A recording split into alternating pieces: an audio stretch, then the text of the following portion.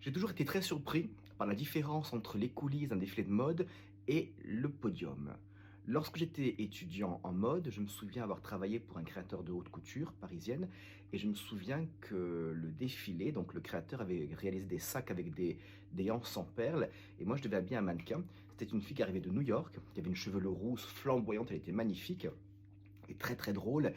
Et donc, je l'habillais et puis je lui donne son sac et puis la hanse se casse et toutes les perles tombent par terre. Donc, c'était la panique. On a dû vraiment récupérer toutes les perles une à une, les réenfiler, reconstituer la hanse et lui donner: «Non, non, je n'en veux pas, je n'en veux pas. Si, si, si, il faut que tu défiles avec». C'est obligatoire. Donc, elle a pris le défilé et donc la magie sur un défilé, c'est que sur le podium, alors elle prend le sac quand même avec beaucoup de précautions qu'elle met sur son épaule, mais qu'elle tient aussi par la main parce que je pense qu'elle savait très bien que si elle le lâchait, tout pouvait se recasser. Et donc voilà, la différence entre un podium et les coulisses, c'est le jour et la nuit. Les coulisses, on s'interpelle, on hurle parfois, on a chaud, on déshabille les mannequins, on les rhabille, on leur donne des accessoires, puis on les renvoie sur le podium. Et le podium, tout paraît idyllique, calme et limpide.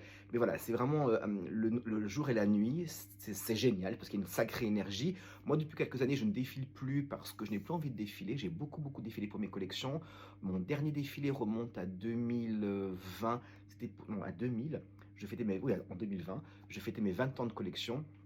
Là, depuis 5 ans, je n'ai plus envie de défiler. Je me consacre à 100% à la création. Je fais des showrooms privés de présentation de mes collections. Et puis, qui sait, peut-être qu'en vous racontant ces histoires, j'aurai à nouveau envie de défiler. On verra bien. À très bientôt pour la suite des aventures d'un créateur de mode à Paris et ailleurs.